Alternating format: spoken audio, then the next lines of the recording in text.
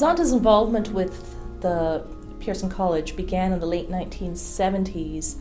I understand that one of the charter members of the Zonta Club of Victoria was on the Pearson board and suggested that we sponsor somebody, the club sponsor somebody, and it was, I believe, a Colombian student. And shortly after that, there was a board meeting, a membership meeting of all the clubs in the area, in the district actually, and a motion came forward asking whether the district as a whole would put money towards a scholarship for future students, and that began the Zonta Pearson Endowment Fund. There have also been other links between Zonta and the college, including the blankets that we bring out knitted by friends. They're actually, what impresses the Pearson students the most, it seems, is that it's recycled wool. It's wool that people have not used when they were making a sweater or some such thing, and then somebody takes them and makes squares and builds blankets and takes them out. So they're all multicolored blankets, and everyone seems to enjoy having those. Every club has 2 or 3 rooms that they sponsor. I try to encourage the clubs to learn a bit about the students every year. I give them the names, I connect them on Facebook if I can, and say hello to your students. And but the clubs take up a collection and send chocolates or little presents up at assorted times in the year. In terms of the college and the Zonta Club, I think probably the most important feature is that we both share a common purpose. Ultimately, we are in the human development business. Zonta with a particular emphasis on doing what it takes to support the development and empowerment of women. But Pearson, obviously we are not just working with women, we're a co-ed school, but some of the things that we are doing around the world to focus particularly on women in regions of the world where they don't have access to a high quality education, providing them scholarships and bringing them to the college, and then we hope those same young women going back and making a transformational impact on their home countries is, I think, something quite powerful and something that I think that Zonta Club shares with us. The winds of change are blowing through. The tides of empowered women are gathering momentum from Africa to Asia to the Middle East to the Americas. Women standing together in solidarity against the forces of oppression and inequality. We stand before you today in celebration of the achievements and resilience of such women. Women who truly inspire us. Women we aspire to follow. We pay tribute to them. Look at the president of my country today, Dilma Rousseff, the first female Brazilian woman head of state.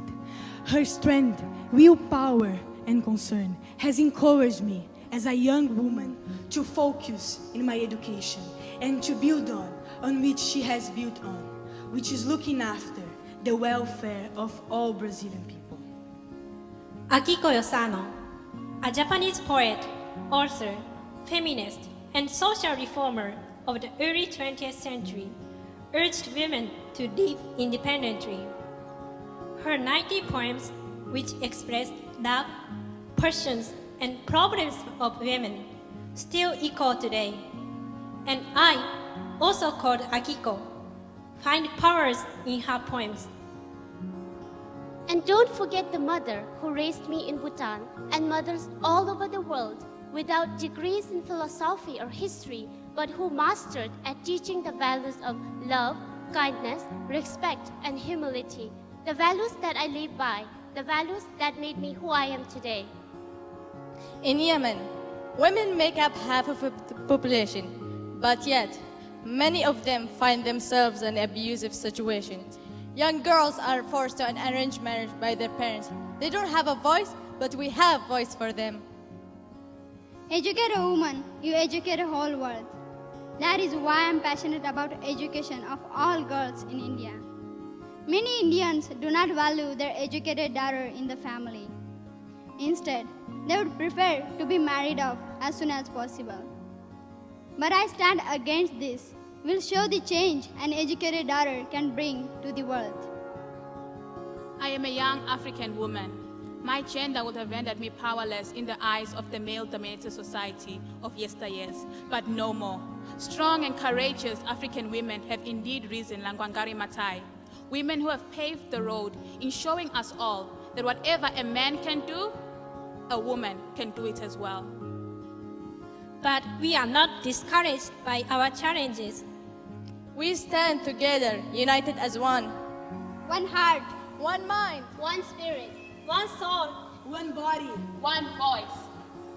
We are strong and powerful women.